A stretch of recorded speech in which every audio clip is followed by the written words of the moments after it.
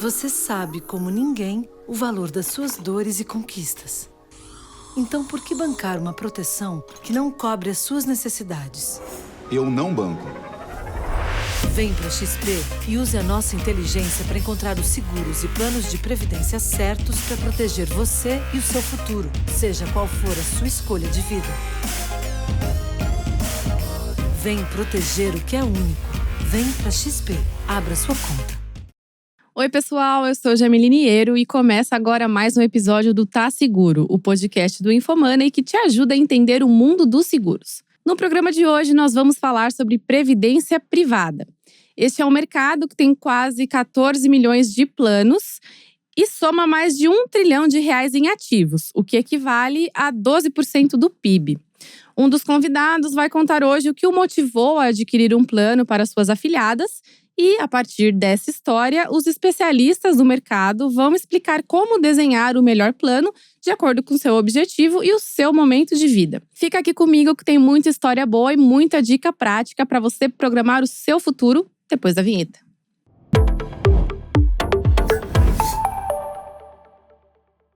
Bom, para conversar comigo sobre esse assunto, tenho aqui na mesa hoje 3 convidados, vou apresentar para vocês. Na minha frente eu tenho o Elton Fernandes, que é um advogado e investidor em planos de previdência. Bem-vindo aqui, Elton. É um prazer para mim estar aqui, muito obrigado pelo convite, espero poder ajudar. Com certeza. Na minha frente, ali do outro lado, eu tenho o Luciano Soares, que é o CEO da Icatu Seguros. Oi, Luciano, muito bem-vindo, você também. Muito obrigado também. E aqui do meu lado tem o senhor Nilton Molina, que é o presidente do Conselho de Administração da MAG Seguros e do Instituto de Longevidade. É uma honra ter o senhor aqui com a gente, senhor Molina. Para mim também, então às ordens e vamos conversar. Legal, vamos começar então pedindo para o Elton contar a história, né? Ele como investidor de plano de previdência vai contar aqui a história pra gente. Do plano de previdência que você contratou para suas afiliadas. É isso, Elton? Conta um pouco pra gente, assim, de forma resumida, mas com os detalhes importantes de como o que motivou você a fazer esse plano. Olha, eu invisto já em previdência privada faz alguns anos, mas quando as minhas afiliadas nasceram, a primeira, sobretudo, que é um choque na nossa existência, assim, eu não tinha filhos até então, a coisa mais incrível que me acontece, e aí eu começo a me preocupar, né? Eu tenho um carinho muito grande por elas, mas para além do carinho do dia a dia, eu acho que é importante pensar no futuro delas. Como é que elas vão ficar se eu aqui não estiver? Se eu aqui não puder, enfim, se eu não conseguir mais estar no dia a dia para ajudá-las. E aí comecei a refletir sobre isso, um pouco angustiado com essas questões, e decidi então que contrataria uma previdência privada para ambas. Eu acho que é importante pensar que minha vida é finita, elas têm uma longevidade grande, se Deus quiser. Elas têm quantos anos? Elas têm 4 anos e 6 anos. Uma faz 6 anos na próxima semana. Então, eu, angustiado um pouco com isso, passei a fazer um plano de previdência para elas. Tenho o meu também, da qual elas também são beneficiárias, mas elas têm o delas, em que, para mim, é relevante pensar que elas estarão assistidas e asseguradas caso eu não esteja mais aqui para auxiliá-las. Então, essa foi a minha principal preocupação. Entendi. Hoje você participa, então, ativamente do dia a dia, de contribuindo financeiramente com elas, com o crescimento, futuro, tudo. Sim, no dia a dia, claro, né? O que eu sempre falo assim, o que uma criança demanda de você, no final de contas, é carinho, amor e atenção. Elas não estão nem aí, no final de contas, ainda para a previdência que está sendo deixadas. Mas o papel do adulto, no final de contas, é antever aquilo que uma criança não tem a menor ideia do que precisará. Né? O papel do adulto é poder olhar e falar, bom, eu sei o que elas vão precisar no futuro. Eu sei que, para além daquilo que eu estou ofertando hoje para elas, que é atenção, brincadeira, carinho, é pensar num planejamento que elas possam, enfim, ter uma vida digna, que elas possam estudar, que elas possam realizar os sonhos pela frente. Então, assim, essa é o que mais me moveu, foi a preocupação com elas de falar, elas precisam estar assistidas. E você tem o seu plano de previdência há quanto tempo? Eu tenho meu plano de previdência desde que eu me formei advogado, basicamente. Eu estou formado desde 2006, então foi um pouquinho depois que eu contratei meu plano de previdência. Você tem pela OAB Prev? Tenho pela OAB Prev, foi um bom negócio ali pela OAB Prev, mas tenho essa preocupação desde então. Eu não apenas invisto, mas eu gosto de acompanhar também como está a gestão disso. Dentro da Previdência eu tenho outros pacotes de investimentos, vamos falar assim, mas eu entendo que a Previdência é uma questão mais, vamos chamar assim, um pouco mais conservadora do que você pensar em investir num fundo de small caps, por exemplo. São produtos diferentes e que se complementam, na minha sentir. Então, eu tenho um pouco disso, de uma carteira um pouco mais restrita pensando na segurança delas.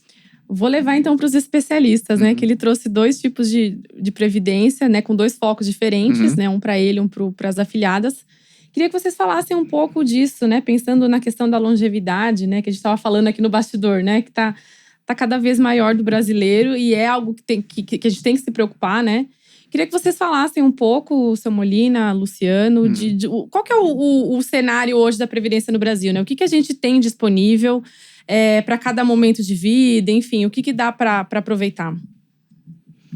Bem, posso começar então? Quer dizer, eu acho que a preocupação do Elton em relação tanto à própria Previdência e o que foi colocado aqui para as afiliadas é uma preocupação muito nobre, que traz tanto questionamentos que eu acho que muita gente faz. O que eu posso estar fazendo em relação à previdência complementar, partindo do princípio que muita gente é assistida pelo INSS e que tem demanda de estar complementando essa renda no futuro. E no caso dele particular, tem essa preocupação com as afiliadas. Como é que eu posso garantir? Então, no fundo, a gente está falando de proteção. E que todo mundo tem necessidade de proteção. Como é que a gente consegue estar trazendo proteção para o imponderável da vida? Como é que a gente consegue garantir uma renda razoável, uma renda que atenda às necessidades, levando em consideração a longevidade, que é um assunto que sempre foi importante e está cada vez mais presente, porque as pessoas vivem mais. Então, isso é muito relevante. E tem instrumentos, quer dizer, não existe uma bala de prata. Você tem proteções adicionais. Quando ele falou, por exemplo, ele mencionou o plano da OBPrev e ele mencionou a preocupação em relação às afiliadas. As afiliadas, por exemplo, uma questão pode ser, sim, esse plano de previdência complementar, suponho que um VGBL, sim. Né?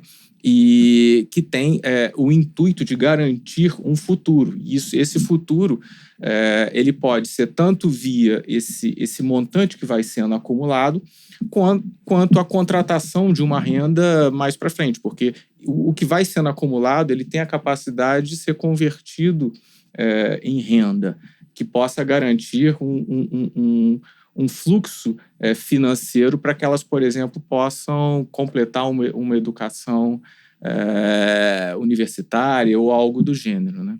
Então, eu acho que assim, a preocupação é legítima e muito importante para que os investidores tenham em mente isso daí. E você também falou um ponto sobre previdência sendo conservadora ou não.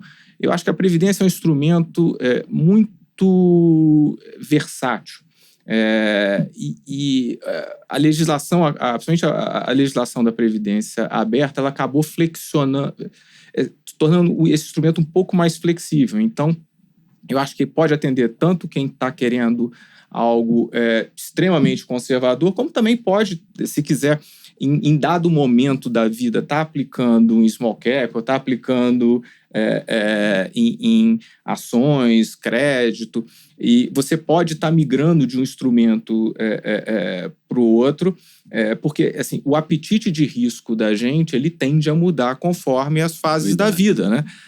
Então, você tem uma fase de acumulação, quando você é mais jovem, que você tende a ter maior apetite de risco do que no final. Que então, depois dá para recuperar se perder alguma coisa ou outra, a beleza da Previdência que você consegue estar mudando de planos sem sofrer qualquer penalidade. Ou seja, você não está tendo uma antecipação de imposto, você não tem uma penalidade. Então, assim, é um instrumento muito flexível que atende às necessidades que são apresentadas nas diversas fases da vida. Então, qual é a tua idade, Elton? Eu tenho 40 anos, vou completar 40 anos esse ano. 40 anos. Vou considerar que essas suas afiliadas são seus filhos. Pode ser. E no transcurso da tua explicação, você falou uma coisa muito importante, né? Porque você... isso é importante, a gente fala previdência, né? E falamos de 2 instrumentos, né? na Previdência Aberta, um PGBL, um VGBL, e na Previdência Fechada, a OAB-Prev. Tanto um quanto o outro visa acumulação futura, não é isso? Correto. Mas você com 40 anos, você tem um risco muito maior do que o futuro. Você tem o risco do presente. Se você morre hoje, você não criou um fundo para elas ainda. Então, essa é a elasticidade dessa palavra previdência, que é muito mais dramático para elas a tua morte prematura ou a tua invalidez prematura do que neste momento, do que a acumulação futura. Perfeito. Então, se você quer ser um previdente, um indivíduo previdente, você tem que olhar no curtíssimo, no curto, no médio e no longo prazo. Então, digamos, você pode ter entrado num plano da Ecatu, do Mongeral, da XP, num fundo aberto, né? Comprou um PGBL, você está ou vê o PGBL, você está acumulando dinheiro. De uma forma conservadora, ou, como falou o Luciano, menos conservador, que nós temos na Previdência Aberta, você tem fundos que você pode escolher mais ou menos agressividade. Mas se ao mesmo tempo você não contratou, ou na Ecatu, no Mongeral, na XP, um plano que vai criar um valor para elas, não é isso? No curto, no médio ou no longo prazo, da sua morte prematura ou da invalidez prematura, que é pior ainda do que a morte prematura, você não fez um plano de previdência. Você fez um plano de acumulação de recursos na carteira de previdência, que tem benefícios de natureza fiscal, que o governo, como o Luciano falou, você não está pagando imposto, não tem come-cota, então o teu dinheiro fermenta, não é isso? De uma forma maior do que um outro instrumento financeiro. Mas eu entendo que nós estamos falando não só para o Elton, não é isso? Exato. Estamos falando para muitas pessoas. Inclusive quem não conhece, né? Quem Mas não tem conhece. interesse em conhecer. Dependendo da idade do sujeito, né? Depende da idade. Digamos que você fosse pai aos 65 anos. E aparecia 2 filhas ou sobrinha na tua vida. É o mesmo raciocínio? Não, já é um outro raciocínio, é outro racional. Portanto, quer dizer, não é fácil essas coisas, sabe? Elas são não são, você não pode pegar, né, apanhar, etc. Você precisa de um consultor de benefício do teu lado para discutir. E vejam, outra coisa que você falou que é muito importante. Olha, eu não só tenho esse plano, mas eu tenho o hábito de seguir os planos. Você tem que seguir, porque você vai ter que ir mudando. É a tua idade com a idade delas, essas necessidades, elas vão se cambiando, não é isso? Você está com 40 anos, vai fazer 40 anos, você tem mais 20, 30 anos de trabalho. Se você não for atropelado por uma moléstia, etc., você vai aos 70 anos trabalhando, produzindo riqueza, não é isso? Correto. Eu não tinha pensado, na verdade, nessa questão da diferença entre a acumulação futura e uma questão mais imediata, mais premente, né? Isso, para mim, sempre foi uma questão de cuidar um pouco mais, que eu tenho pensado muito agora aos 40 anos. Quando você tem 20, 30, essas coisas não batem tanto, mas hoje eu penso mais em cuidar da saúde, por exemplo. Olha, eu preciso estar aqui para poder envelhecer bem. Mas você teve algum amigo que morreu cedo, né? Sim, sem dúvida nenhuma. Morre. Normalmente acontece, né? Eu acho que o Molino bem colocou aqui. Eu acho que, e a gente estava até conversando antes de começar, quando a gente estava falando do imponderável da vida. A pandemia está aí para provar isso. A pandemia está aí, né? Mas que é um ponto que a gente pode falar mais para frente, né? Exatamente. E normalmente, e a gente estava falando em proteção aqui, que todo mundo precisa de proteção. Que tipo de proteção? Começamos a falar em previdência, eu acho que a gente está chegando num ponto aqui, a questão do seguro. Porque a gente estava falando em acumulação. Exatamente. Previdência no sentido de acumulação. E são produtos complementares. Porque dependendo da fase da vida, um é mais importante, porque você ainda não conseguiu acumular o suficiente. E ele tende a ser mais barato no início da vida. Então, faz todo o sentido do mundo. Você ter um valor de seguro de vida mais representativo. Com o tempo, você vai conseguindo acumular. Então, você ainda tem necessidade de proteção, só que as proporções vão sendo ajustadas ao longo do tempo. E até, se você conseguiu acumular o suficiente, a gente vai estar falando de questão sucessória, que ela pode tanto ser atendida um pedaço por previdência complementar, investimento. Ou ela pode ser atendida por um seguro também de vida, às vezes até por uma questão de destravar inventário, mas assim, são complementares. Você quer ver, por exemplo, digamos que você me telefonasse, eu sou um consultor de benefício, eu ia te atender. Eu ia fazer o papel do médico de clínico geral. Como é que você vai no clínico geral, ele gasta 1 hora te perguntando, dói aqui, dói ali, como é que você faz quando levanta, o que você come, não é assim o clínico geral? O especialista vai direto, onde é que dói, deixa eu abrir aí, não é isso? É verdade. Se eu fosse um teu consultor, eu ia te explorar um pouco para saber qual é o teu nível de preocupação. Você acabou de me dizer, eu tomei conhecimento que você tem vai fazer 40 anos de idade, que é advogado, que tem uma renda de X, e que apareceu na tua vida 2 filhos, 3 filhos, porque teve um teu, você me deu as idades dele, e disse, eu estou preocupado com o futuro deles, né?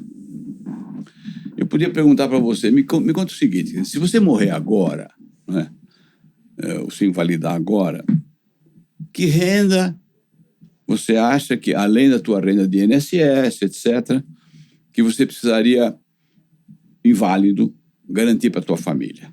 Você fazia a conta junto comigo, etc., chegou à conclusão que você precisaria de mais 5 mil reais. Não importa quanto, mais 5 mil reais por mês de renda a partir da morte ou da invalidez. O quê? Uma informação. Segunda informação, quando é que você acha que essas tuas meninas, são menino ou menina? 2 meninas, né? Vão ficar independentes? E quando elas ficarem independentes, que renda você gostaria que elas tivessem? Por além da renda que elas começariam a ter trabalhando. Acho que uns 3 mil para cada uma delas. O que? Você já me deu 2 informações importantes, não é isso?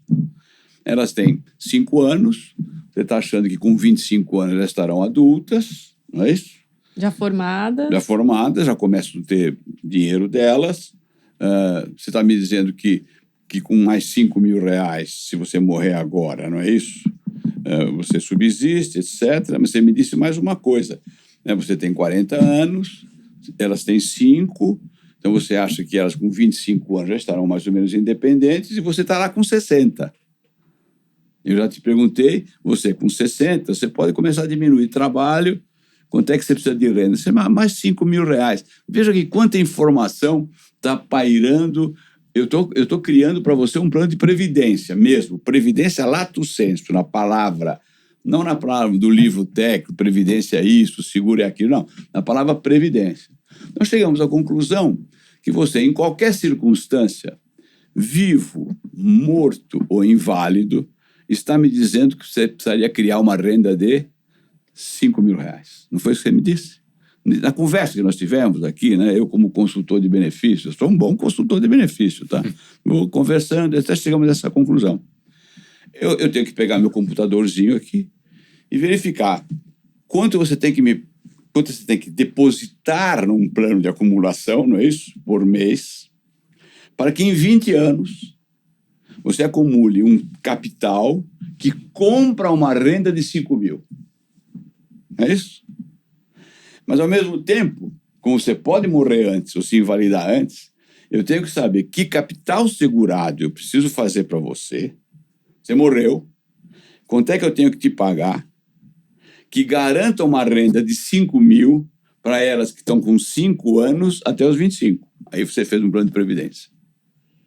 Juntando vários... Você pegou todas as fases, não é isso? Sim. Da tua preocupação. Você vivo, com 60 anos, com um lote de dinheiro que, transformado em renda, te dá uma renda de 5 mil. Você morto ou inválido, eu te pago um capital segurado que, por outro instrumento, na renda da própria seguradora, garante para as meninas, ou para você inválido, uma renda de 5 mil reais. Portanto, eu sempre estou te garantindo, vivo, morto ou sobrevivo, uma renda de 5 mil reais. Eu faço a conta e te digo. Então, eu vou te fazer ao mesmo tempo agora um plano de acumulação, na fechada, na aberta, no PGBL ou não, para acumular esse dinheiro, e uma apólice de seguro de vida. É uma conversa muito difícil. Esse é um ponto interessante. Não dá para fazer no balcão do banco. Não dá para fazer no telefone. Você pode abrir essa conversa, não é isso? Com prospect. Mas por que é difícil, seu Molina? As pessoas isso não conseguem leva menos tangibilizar? de 1h30. Para chegar a essa conclusão de conhecer o Elton, saber se ele é casado, se ele é solteiro, se ele tem filho, se ele não tem filho, quais são as preocupações dele, o que é que ele ganha, o que ele entende, não é isso que vai precisar de garantir, e ele não vai resolver na hora. Eu vou ter que mandar para ele um papel depois, expondo isso tudo. Vai quase que, num número muito grande, é quase obrigatório uma segunda entrevista e tal. Então, o Elton pode ir num balcão do banco levantar a oportunidade, né? Eu estou preocupado com isso. Alguém vai ter que chegar nele. Pode fazer isso de forma 100% digital? Pode. Eu acho que o ponto... Você aguenta falar no telefone 1h30? Dependendo do assunto, se é Depende da fofoca, a conversa. gente gosta, Fofoca né? vai, né? Agora, falar de... Talvez acho que ainda tem um pouco de tabu, Eu acho né? que o objetivo aqui é mostrar um pouco dessas variações, dessa complexidade. Uma coisa que o Luciano já colocou também, ou eu coloquei. Veja, ser previdente, né, é quase que uma obrigação da gente, né? Buscar proteção, buscar cobertura. Eu também no informal aqui, eu estava dizendo que o meu personal trainer, ele tem 57 anos, acho, e ele, por descuido, por incúria, etc., ele nem INSS paga. Mas ele é um sujeito previdente. Ele já tem um apartamento que ele mora e foi investindo e tem mais 3 apartamentos de aluguel. O que ele fez? Uma previdência. Uma historinha que eu conto do João e da Maria. João, 35 anos, deu sorte na vida. Conseguiu um emprego com carteira assinada. Não é tão trivial. Maria, 2 filhos pequenininhos, mora de favor numa comunidade, na casa de uma tia velha. Novidade? Não. Estou falando de 30% da população brasileira, não é isso? De Joãos, de Maria. Tá?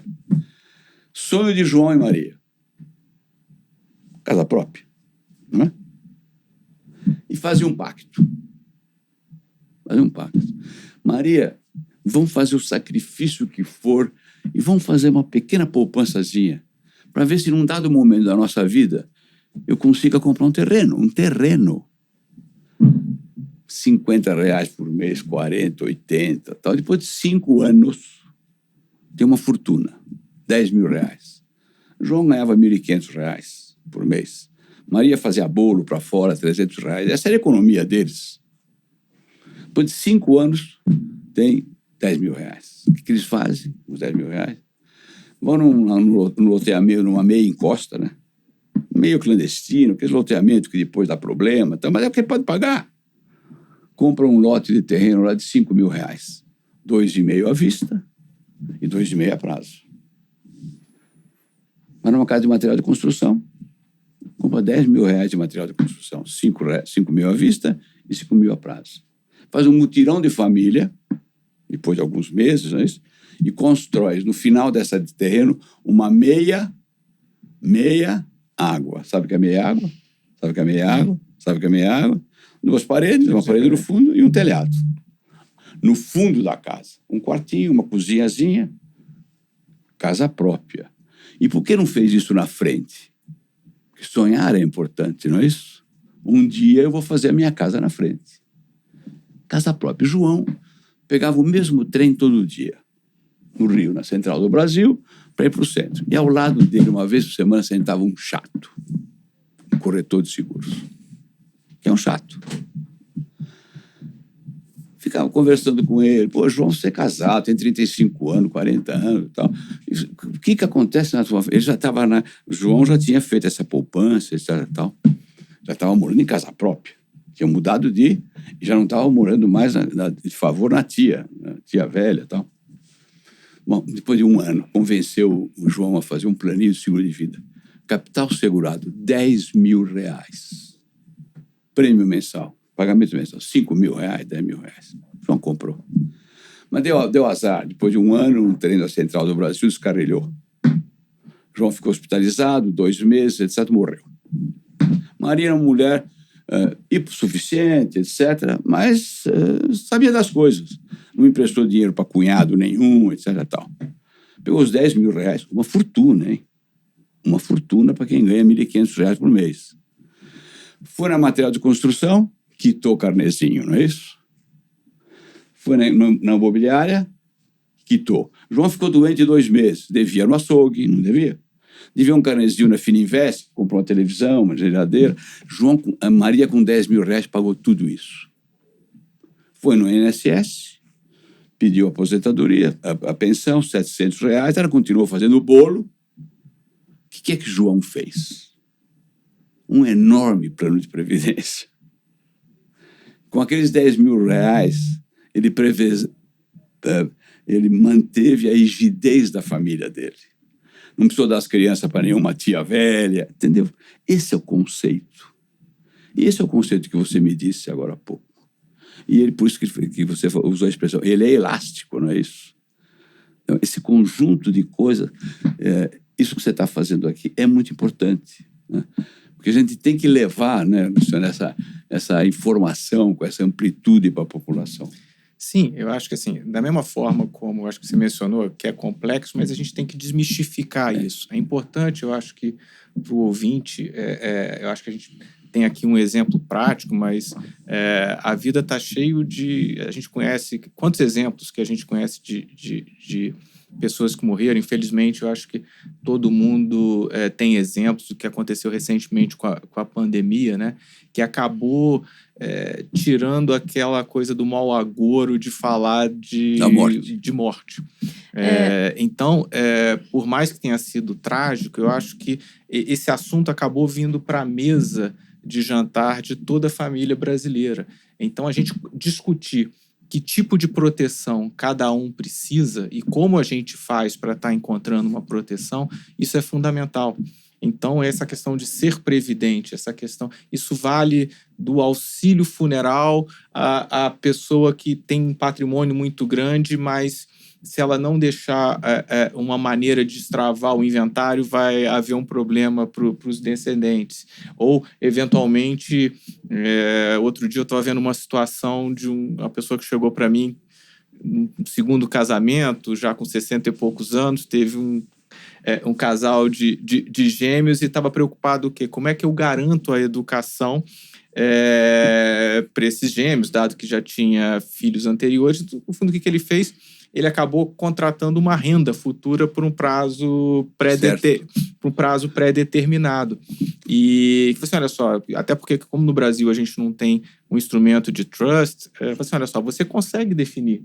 Você quer por quanto tempo e que tipo de renda, e ele já tinha 60 e poucos anos, patrimônio, então ele conseguiu ter a paz de contratar essa renda para os filhos novos. E tinha também acho que ele tinha um probleminha de saúde, então ele conseguiu ter essa tranquilidade. Então, é muito importante a gente compreender. E acho que para tentar ajudar essas pessoas, e que foi mencionado aqui, esse auxílio, quer dizer, por isso que é tão importante as pessoas conseguirem ter acesso a um assessor, a um corretor, alguém que possa estar trabalhando em explicar e entender, fazer uma análise e ver qual a combinação que mais faz sentido para cada um. Isso é tão importante, porque a necessidade de cada um ela não é necessariamente vinculada à faixa etária.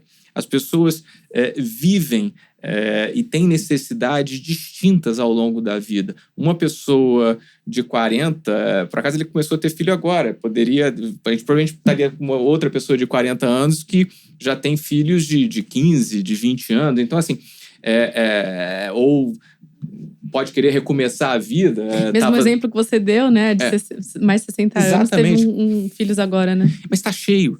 O dia a dia, se a gente começar a pensar, a gente vai ver várias pessoas que ou tiveram que refazer a vida por conta de um novo matrimônio, ou tiveram que refazer a vida por conta de uma nova profissão. Porque casaram velhos.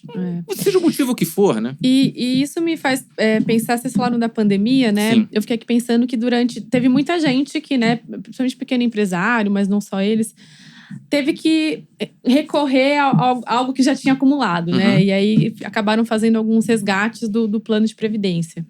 Queria que vocês falassem um pouco disso, assim, o que vocês viram na pandemia, né? Desse movimento, não só de resgate, né? Porque precisava recorrer a algum dinheiro que já tinha, mas que outras lições também a pandemia trouxe para as pessoas em relação a essa necessidade de acumular, de se precaver, de não ser mais um tabu esse tipo de assunto. Queria que vocês falassem um pouquinho do que vocês viram de lá para cá. Vamos separar por duas coisas? Veja, a memória é curta, ok? Com um pouco, daqui a 2 anos, 3 anos, pandemia, já acabou. Mas ainda não é isso? Sim. Tá. A gente tá fresco. Tá fresco. Tá fresco, a gente ainda continua tendo que tomar vacina. Você lembra? De vez em quando você entra aí, uma pessoa tá de máscara. Surge uma variante. Daqui um pouco acabou, né? Mas primeiro desmistificou um pouco a morte mesmo, né? A morte mesmo. Cada um de nós, o mercado seguro, foi muito interessante isso, né? Março de eu confundo data sempre. 2020. Março de 2020, janeiro, fevereiro, lá começou na China, aquela coisa, uma moléstia nova. Eu, que sou bem mais veterano, já tinha passado por essas coisas todas. Quando veio a AIDS, o mercado de seguro no mundo inteiro, seguro de vida no mundo inteiro, não havia precificado a morte pela AIDS. 1980, né? Mais ou menos 80 e pouco, Quer dizer, o mundo inteiro, congressos, etc., sabe? Porra, como é que vai ser, né? Porque não estava precificada a morte pela AIDS. E eu me atrevi a dizer, olha, minha gente, eu não acho que a AIDS é uma moléstia nova. É um diagnóstico novo. Porque as pessoas já morriam de infecção generalizada, não é isso, aquela coisa toda? De um lado, eu dizia. E por que eu não estou preocupado? Primeiro eu acho que isso já está precificado, porque não é uma moléstia nova. É um diagnóstico novo. E número 2, vai diminuir a mortalidade. Porque a longevidade está chegando aí. Sabe? Não, eu estou transportando essas coisas, tá? Porque a gente vai viver outros momentos iguais a esses, ok? Então veio a pandemia. A gente não ficou assustado, não é isso? Porque morria pouca gente na China, né? Sim. Nada. No início não... Estava longe, né? No mercado deu uma de valente, não é isso? Os contratos de seguro no mundo inteiro não cobrem guerra, não cobrem pestes, essas coisas, porque você atuarialmente você não sabe quanto vai ser. O mercado deu uma de valente, a gente cobre. Né? E resolvemos cobrir. Deu uns enormes prejuízos, né? Porque morreu efetivamente muita gente. Mas cumprimos o papel. Sim, assim, o valor agregado para a sociedade foi uma coisa fantástica. Uma coisa fantástica. Mas abriu caminho. Agora, deixa eu fazer uma pergunta, então, assim, quando colocou, né, que as seguradoras resolveram pagar ali na questão da pandemia, isso foi por uma questão de até colocar para a população de que esse é um produto seguro? Por que essa decisão foi tomada dessa forma? Não, o racional não foi esse. O racional foi, isso aí vai ser porcaria, a gente pode pagar. Tinha muita gente assustada. É verdade que houve no início, o mercado de maneira geral, não necessariamente o mercado segurador, mas o mercado financeiro, quando começou na China... Saúde. Mesmo saúde, quando isso começou na China, as pessoas achavam que seria uma gripe forte, como já tinha acontecido com a H1N1. Então, assim, vai ser mais uma gripe forte. Ninguém imaginava a dimensão.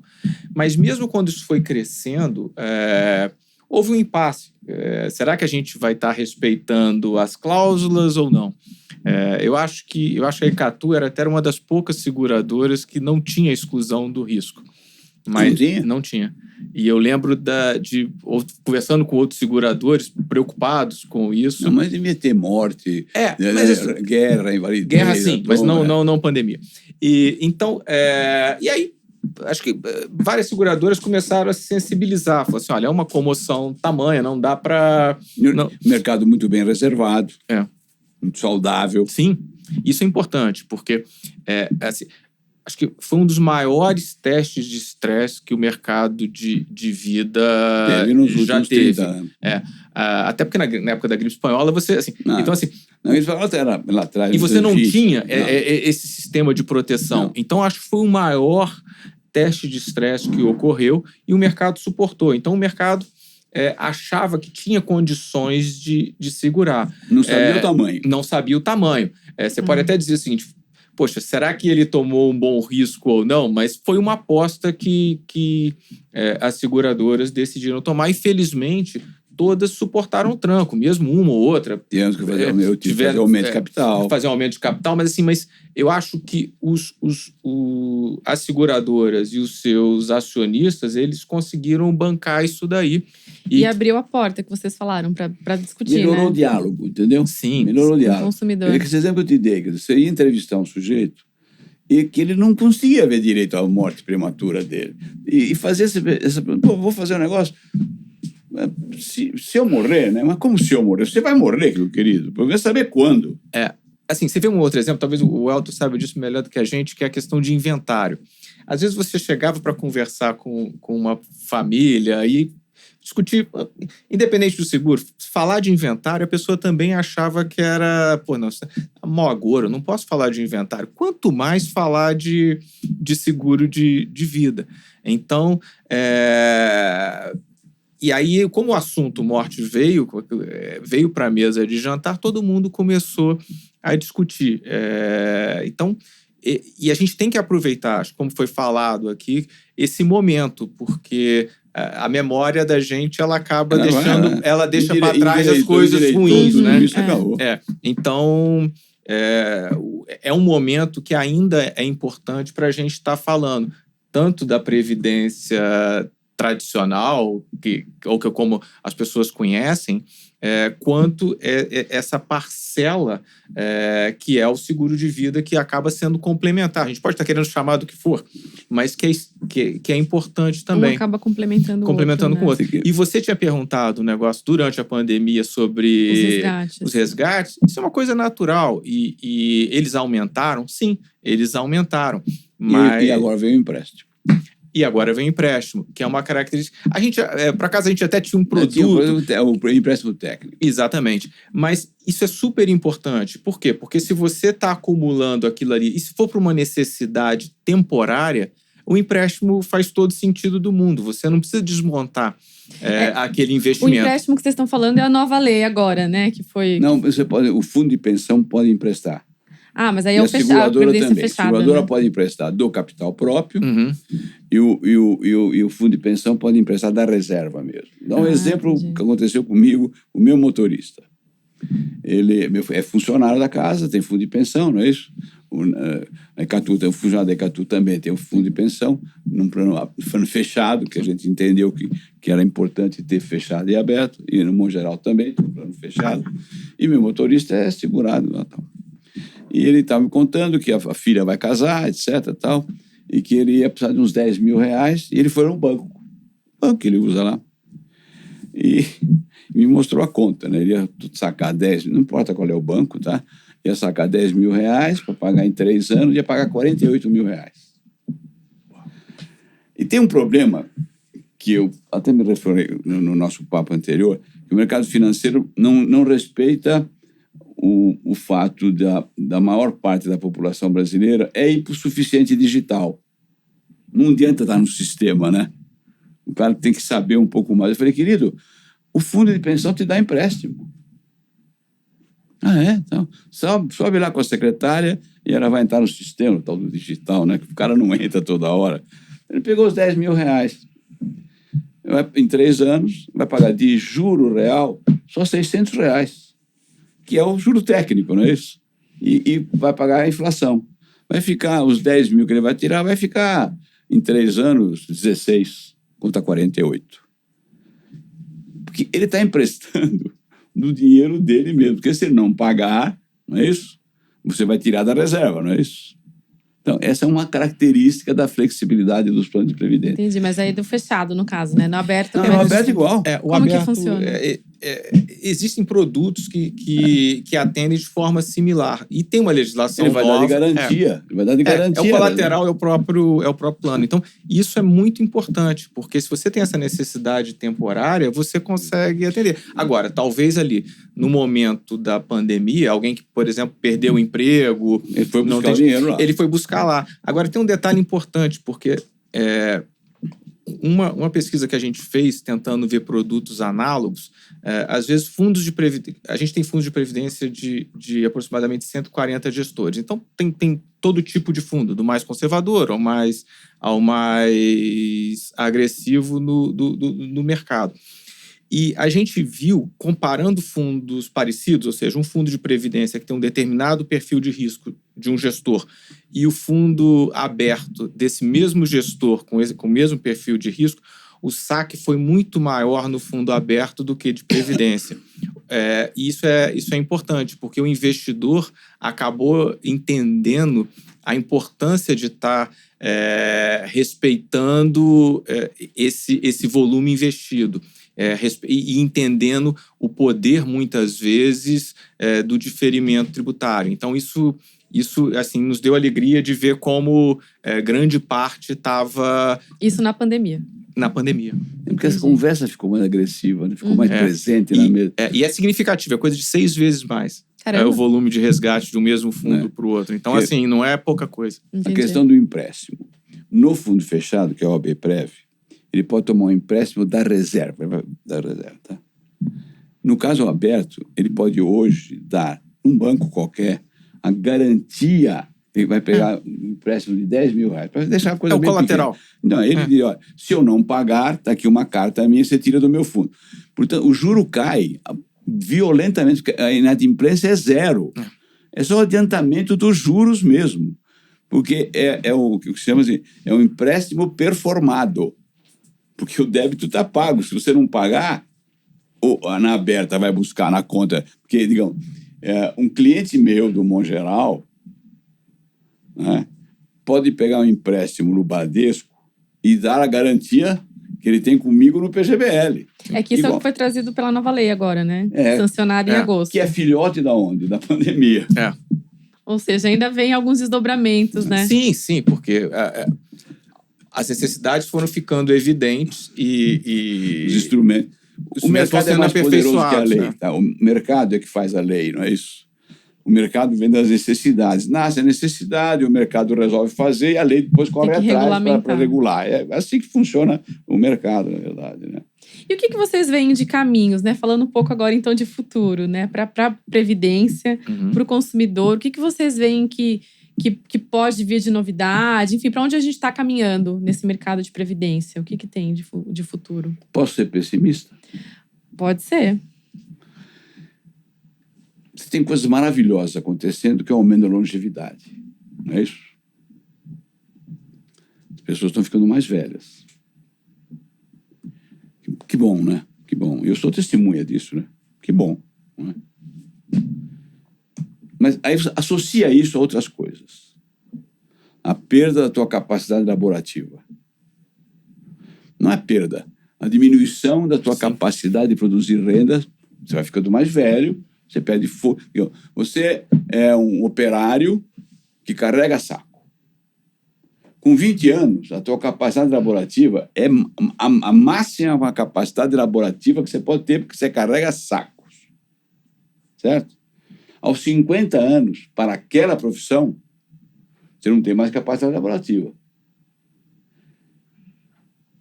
Você vai se aposentar com 50 anos? E a sociedade vai pagar você de 50 até 90 anos? Esquece. Isso pelo INSS, né? Mas é a base da sociedade. Aí você tem o seguinte problema. Você tem que requalificar esse cara. A capacidade laborativa dele terminou para carregar sacos. Não é isso? Se não, ele se aposentaria com 60 anos e a sociedade ia ter que pagar essa renda. Então, longevidade. Mas ele era empregado de uma companhia e com 60 anos já saiu da empresa, porque estava com o copinho cheio já, da idade, etc. E ele tinha um plano de saúde muito interessante. Perdeu o plano. Isso é dramático. E comum. Sim. E comum. Comum e dramático. Né? Ele tem que voltar para trás, ou ter dinheiro para pagar um plano de saúde, e ele vai morrer com 90 anos. Antigamente, o cara tinha 6 filhos por mulher. Era um plano de previdência, não era? 6 filhos. Um não vai ganhar nada, 2 mais ou menos, e um ficou rico, ou meio rico, e vai financiar. Eu recebo aposentadoria, tá? Do INSS. Comecei a receber com 65 anos. Quem é que paga a minha aposentadoria? São os jovens.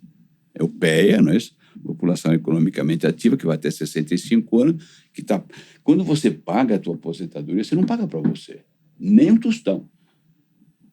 Surprise. Você não tem nenhum direito no INSS.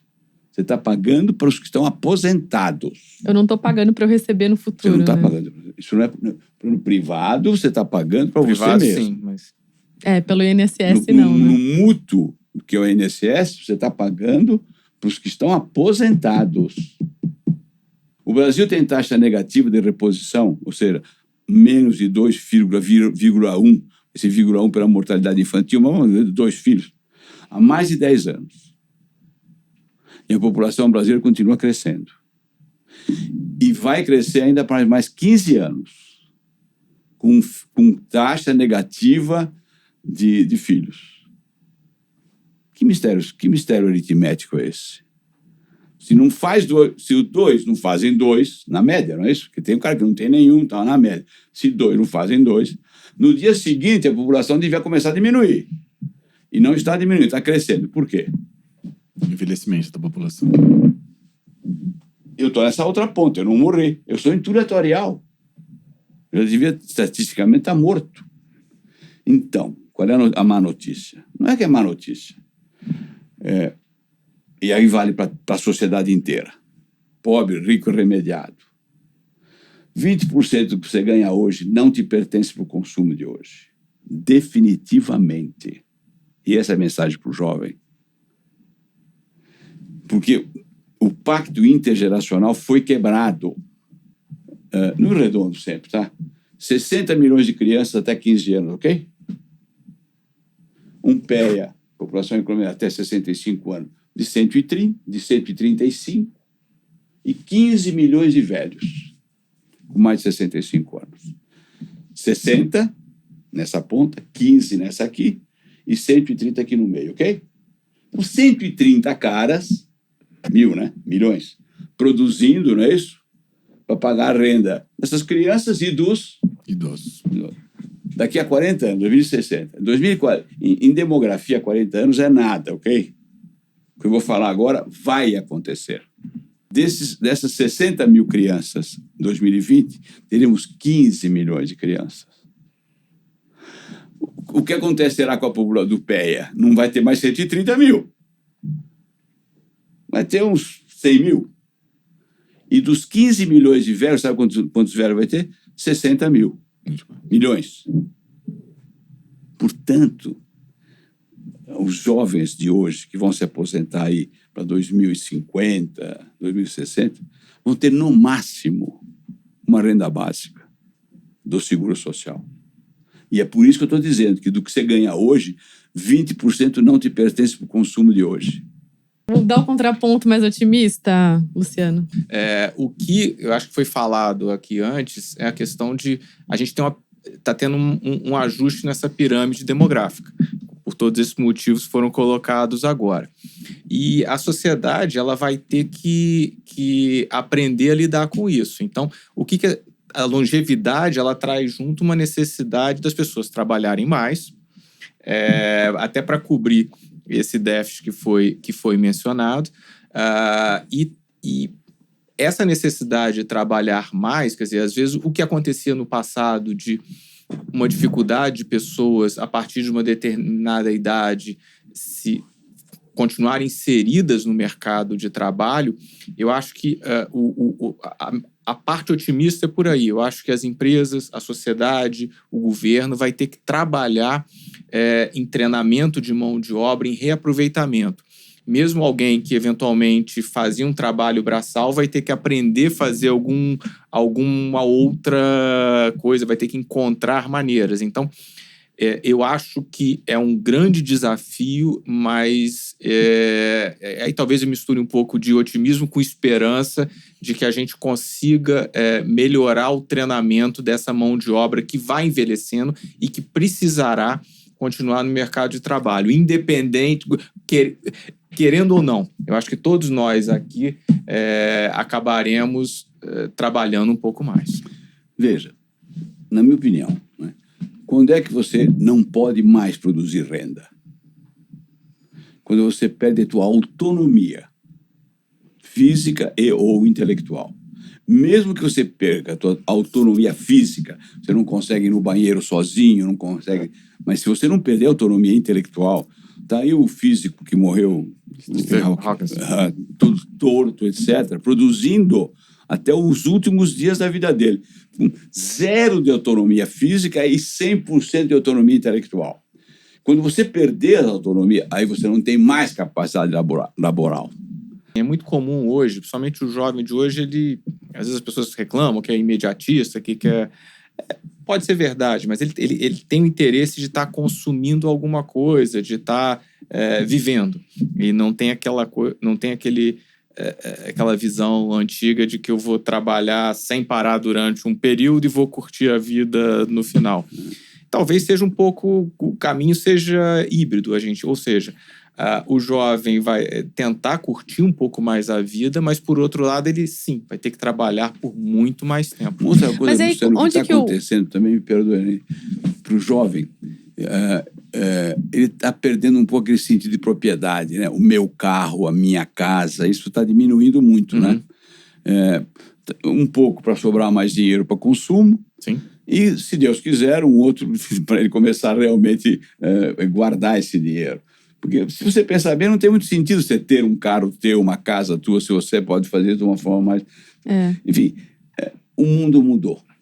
Então, e como chegar nesse jovem hoje, né? Que não está pensando tanto em ter algum bem, em guardar dinheiro? O que vocês têm feito como mercado para chegar nesse jovem? Que jovem é esse, né? Mesmo o jovem, ele tem necessidade de proteção. O que você está falando é o seguinte: como é que a gente coloca para esse jovem essa necessidade de proteção?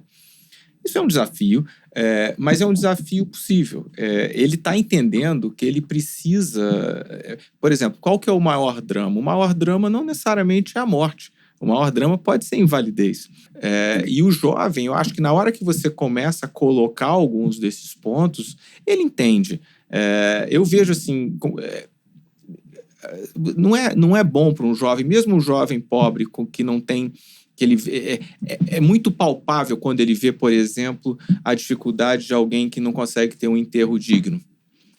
Isso é uma realidade presente em inúmeras comunidades no Brasil. Então, existe uma necessidade. Se você não tiver... O que você quer? Você vai querer depender de uma vaquinha entre os amigos ou você vai querer ser responsável por aquilo ali? E se você tem um filho, você tem a preocupação de fazer com que esse filho consiga chegar ou ter uma educação até a vida adulta ou não? Não estou nem falando de deixar herança, não é nada disso, não. Mas você tem condições de prover os meios de subsistência da sua família ou não? Então, eu acho que, apesar dessa vontade de consumo imediato que o jovem tem, ele tem capacidade, se assessorado, de entender como é que esses mecanismos de proteção, sejam eles quais for, via os produtos de previdência, via os produtos de seguro, as assistências que costumam vir aí, e cada um tem uma necessidade diferente. Então, eu acho que ele pode ter capacidade de absorver alguma ou algumas dessas proteções que a gente falou aqui. Eu queria só entender de quem é especialista nisso, entender, né, qual que é o percentual de renda recomendado que uma pessoa comece investindo, por exemplo, ou até, vamos pensar, uma pessoa como eu, que não tivesse nada, 40 anos. Deixa eu dar uma surpresa aqui. OAB, advogados. São Paulo tem 300 mil advogados. Hoje eu não sei mais os números, tá? Quando a gente lançou a BPREV, que eu lancei quando era presidente da Ecatu, não é isso? E agora está lá conosco no Mongeral.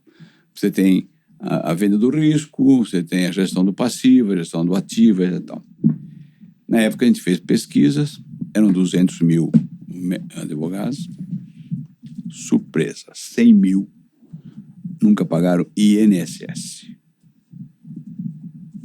Apenas 10% desses 200 mil naquele momento recolhiam INSS pelo teto. Advogado é hipossuficiente, não? Em geral, não. No geral, não é? Impressionante isso, né? Então, um advogado que tem de prolabore por mês 30 mil, 40 mil, e que não está pagando INSS, ou que paga sob um salário mínimo, que é a grande maioria, ele corta na morte ou na invalidez. Na invalidez é mais dramático, né? Na morte, corta a renda assim. Então, no nível de preocupação, né, aquilo que nós falamos sobre ele com 39, 40 anos, o mais dramático, na verdade, para você hoje, né, um advogado de 39 anos, é a morte e a invalidez. Sim. É o mais dramático, porque corta a renda de uma hora para outra. Porque se você ficar rígido trabalhando e até 70 anos, os seus filhos terão 30. Eles já estarão produzindo também, entendeu? Veja que coisa interessante isso. E você fez uma outra pergunta. Qual seria o padrão, não é isso? De qualquer plano, seja ele de acumulação ou de seguro de vida. O valor é o seguinte, digamos que a tua vida hoje custa 20 mil reais por mês. Qualquer coisa. E qualquer um desses 3 eventos, na minha opinião, não é isso? A morte prematura, a invalidez prematura ou a sobrevivência, você tem que gerar, no momento desses, qualquer um desses eventos, pelo menos 5 anos de renda. Se a sua renda é 20 mil reais, 60 meses, são 1.200.000. Que garante, em qualquer uma dessas 3 circunstâncias, uma renda dos teus 20 mil, não é isso? Porque em 5 anos, qualquer família se recompõe, não é isso? Está com um padrão de 20, está mantido o padrão no dia seguinte, não é isso? E durante 5 anos, aquela família ou aquele indivíduo tem 5 anos para se recolocar, não é? Voltar a fazer alguma coisa, alguém trabalhar, tirar o filho de um colégio que custava 1.000 para botar no 500, botar no Estado. Eu acho que esse é um número mínimo que uma família devia se proteger. Uma renda, pelo menos de 5 anos do salário bruto que você levava para casa, transformado isso em renda, não é isso? Para que dá tempo para uma família se reorganizar. Eu acho que assim, é um bom... Esse é o piso, assim. É uma boa regra de bolso para algo. Eu te dou até um exemplo, assim, que eu gosto de contar. Quando eu era criança, o meu melhor amigo, o pai era um dentista. Então, um dentista famoso, conhecido, e profissional liberal, acho que devia consumir grande parte da renda, e eles tinham uma casa na Ilha Grande... Por acaso é o coisa? Não. É uma casa na Ilha Grande e ele, o hobby dele era marcenaria. Ele adorava fazer móveis e o que aconteceu? O dentista que usava a mão para trabalhar. Usava a mão para trabalhar e ele cortou na serra o dedão. E aquela coisa, demora para conseguir levar para o continente, tenta e não consegue reimplantar o dedo. O que acontece? Ele, de uma hora para outra, ele perde a profissão, só que bem de saúde. E aí eu vendo aquele drama e eu falei assim, caramba, o que está acontecendo? E a família começa a se desestruturar, porque o pai perde renda, a mãe não trabalhava. Os filhos ainda estudavam. Os filhos estudavam comigo Um colégio bom. Claro. E aí vão morar com a avó. Aí começa aquela coisa e desintegrou a família. Desintegra a família. No final das contas, os pais se separam. Também acontece. Então, o fato de um acidente doméstico levou... e eu via o drama do pai. Assim, o pai acabado, porque ele estava... sentindo saudável, só que incapaz de resolver o problema. De resolver. E demorou anos até ele conseguir, foi fazer no final das contas, ele até foi ser advogado, mas foi fazer uma outra faculdade, demorou um tempo para ele conseguir se... Só de faculdade de Direito são 5 anos. Exatamente. Né? É o meu 5 anos. Quando ele falou 5 anos, eu lembrei dessa história. Só que a família se desestruturou completamente. Foi uma... então, por um acidente doméstico, você... Num nível menor, o João e a Maria. Num nível menorzinho. O João e a Maria, que com 10 mil reais... Veja que coisa interessante. Né? Com 10 mil reais, pagou o terreno, pagou a material de construção, pagou a Casa da Bahia, etc. Quitou as dívidas. E continua e não desintegrou. Por isso que eu estou respondendo. O mínimo que um chefe de família tem que ter é um seguro de vida o que ele tiver, que garanta em qualquer um desses 3 momentos. Morreu prematuramente, se invalidou prematuramente ou alcançou aquela idade. Porque mesmo se alcançou 65 anos,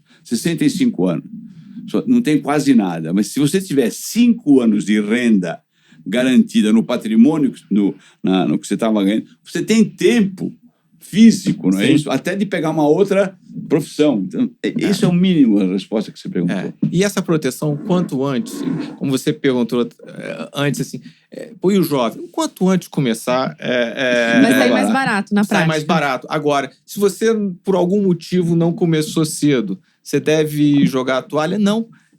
Você, assim, todo mundo consegue estar se protegendo. Pode não proteger da maneira que deveria. Pode não são juntar 5 anos, eu de repente você consegue juntar 3, né? 3, consigo 2, consigo 1. Poxa, 1 é melhor do que nada. Quando o jovem compra, ele paga barato. Porque a mortalidade dele é baixa, a invalidez é baixa. E o tempo de contribuição para acumular, você tem um enorme tempo pela frente. Ou seja, as suas afiliadas já estão aí na vantagem, né? Sem Começando dúvida, agora. Elas são Mas privilegiadas. Vai acumular pelas 30 anos, Mas sabe 25 anos, é dinheiro que é uma loucura, a acumulação. Sabe o que eu fico pensando, na verdade, que o quanto mudou nos últimos anos, apenas a percepção do consumidor agora, né?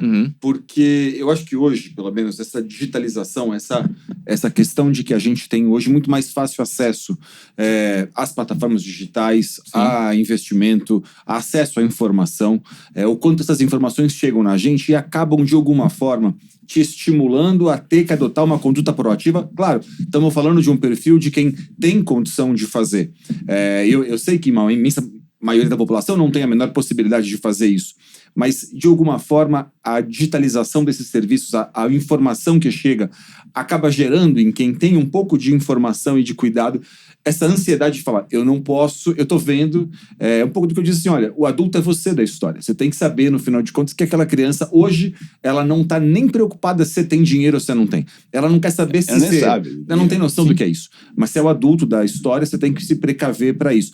Mas isso gera, eu parti acho que a digitalização dessas informações todas, o fácil acesso que a gente tem isso hoje, gerou em pessoas como eu, por exemplo, a necessidade de ir atrás desse serviço. Que eu acho que antes era mais difícil ou tão difusa a informação. Hoje um Google te diz se é um PGBL ou um VGBL que você tem que comprar. Que é melhor para você, né? Eu acho que assim, a questão da digitalização, a vantagem, no mínimo, ele vai te ajudar na provocação. Será que eu estou fazendo alguma coisa ou não? E não necessariamente você depender apenas de alguma referência que você tem, que normalmente acaba sendo um círculo de amizades. De uma indicação. Né? De uma indicação. Então, assim, claro que você tem o círculo de amizades e você também tem... Você se informa de outras maneiras, seja através de uma rede social, seja através de um canal de notícias, seja através da sua plataforma de investimentos. Isso, claro, é válido. A questão é depois, assim, uma vez você decide fazer, quer dizer, quem que eu vou procurar para me ajudar nesse assessoramento? Mas a questão da digitalização, que tanto para provocação, quanto você disse, assim, a forma como você monitora o tipo de investimento, o tipo de plano de previdência que você tem, até para saber se ele está adequado, está em linha com a sua expectativa quando você contratou, ou se chegou o momento de, eventualmente, você ajustar o seu perfil de risco, porque, eventualmente, você começou com um mix mais agressivo e talvez daqui a 10 anos você queira alguma coisa mais conservadora. Então, tudo isso é válido, a informação é válida. Você tem que ver o canal que mais atende às suas necessidades de informação e tentando se atualizar. O mercado tem, sim, enormes problemas de comunicação. Enormes problemas de comunicação. Por essas razões de origem e porque é uma conversa desagradável, sabe? Não é uma conversa lúdica, né? Você vai... Não, é uma conversa que... Querido, não é se você morrer, não. Você vai morrer. A tua chance de se invalidar é X por 1000. A chance de você morrer 65 anos sem dinheiro é não sei o que lá. É tudo coisa difícil de comunicar. Mas o desafio fica aí, tá bom? Eu acho que a comunicação ela é difícil, mas a realidade ela é palpável. Então, eu acho que assim, a mensagem para acho que quem está nos ouvindo é essa conjugação. Assim, como é que a gente consegue fazer a gestão do risco do imponderável que a gente conversou aqui? Eu acho que não deixa de ter um INSS. Isso é fundamental. Às vezes as pessoas, principalmente o profissional liberal, às vezes ele esquece de que do mínimo, quão relevante está ali. Número 2, não deixe de ter um seguro de vida. Por menor que seja, mas é que ele pode ser fundamental. E no momento que você tiver condições, faça um plano de previdência. De acumulação. Porque isso vai te garantir. Então, essa combinação, a gente está falando desse mix. E é muito comum as pessoas, às vezes, postergarem a decisão por dúvida, até porque foi falado, o linguajar é hermético, é isso, é aquilo. Mas faça. Você pode até depois resolver mexer, mas não postergue a decisão por uma dúvida em relação qual é o melhor plano. O pior, uma coisa que às vezes as pessoas esquecem, que a não decisão é uma decisão. Então, se você ficar na dúvida, você está tomando uma decisão de deixar de estar protegido, de deixar de ter a sua família protegida. Então, decida, faça alguma coisa e faça quantos ajustes forem necessários ao longo da vida. Todos nós ajustamos, a gente... Olha, eu recomendo muito que as pessoas pensem no seu futuro, mas sobretudo no futuro dos seus também. É importante que você tenha dimensão. Eu, agora com 40 anos, eu sempre falo que a dimensão mais exata de estar trabalhando e estar com uma vida confortável, razoavelmente, eu digo assim que é pensar, eu começo a pensar já um pouco no exercício físico, em coisas das quais a gente costuma fazer, homem faz muito braço, né? E eu vi uma entrevista do Abílio Diniz esses dias em que ele falou assim que a coisa mais importante que ele fez ao longo da vida dele foi treinar perna, que a gente perde a mobilidade quando vai ficando mais velho. E ele fala, eu tenho uma mobilidade com o Abílio. Tem exatamente minha idade. E né, forte, né? Um cara que tem então. Então eu acho que a preocupação, na verdade, com o futuro nos mais diversos níveis. A preocupação em deixar um pouco para os seus, mas a preocupação com hoje também, com estar vivo amanhã. Quer dizer, você tem que cuidar do futuro, mas você tem que olhar um pouco para o presente aqui e tal e fazer exercício físico. Então essa é uma questão que para mim hoje é muito premente também. De falar, olha, a vida está encaminhada aqui, eu sou um profissional que tem um escritório bem estabelecido, estou tentando construir um patrimônio, cuidando das afilhadas, cuidando agora do meu filho, mas tem uma dimensão que é um pouco disso, do seguro, mas também de falar assim, cuide de si mesmo, né? Porque a coisa mais importante que tenho, por enquanto, é a acumulação de patrimônio e posso prover hoje se acontecer alguma coisa. Se acontece alguma coisa comigo, não. Então, acho que tem que ter um pouco dessa dimensão de cuidar de si mesmo e além de planejar o futuro, planejar o hoje também. Levantar um pouco mais cedo, fazer esporte, tornar isso um hábito para que você tenha saúde e longevidade. Maravilha. Queria agradecer, então, a todos vocês pela presença, pela conversa, que foi muito enriquecedora. Muito obrigada, Elton. Obrigada, Luciano. Muito obrigada, Molina. Obrigado a vocês. Obrigado a vocês pela oportunidade. Exatamente. E, Elton, parabéns pela essa mente previdente, né, de uma maneira geral. Obrigado, gente. Eu espero poder ajudar aí que as pessoas, né, aos seus caminhos, continuem fazendo uma previdência também. Sem dúvida. No programa de hoje, nós falamos sobre as possibilidades da previdência privada. Você que está assistindo a gente no YouTube, deixa nos comentários o que você achou do tema, se você tem alguma outra dúvida, e encaminha para os seus amigos se você gostou. Aproveita e já se inscreve no nosso canal para não perder nenhum episódio novo. O Tá Seguro também está disponível nas principais plataformas de podcast, então segue a gente lá na sua favorita. O programa de hoje teve a produção de Laura Hernandes, direção técnica de Leonardo Tanaka e edição de Thiago Viana. A coordenação editorial é de Diego Maia e o roteiro e apresentação são de Jamile Liniero. Obrigada por acompanhar mais um episódio com a gente e até a próxima.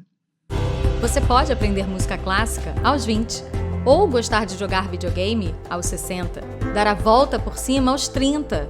A vida não precisa ser 8 ou 80. O importante é ser quem você é. A melhor parte de um seguro de vida é nem lembrar que precisa dele. Mas, se precisar, deixa que a gente cuida de você. Icatu. Vida pra toda a vida.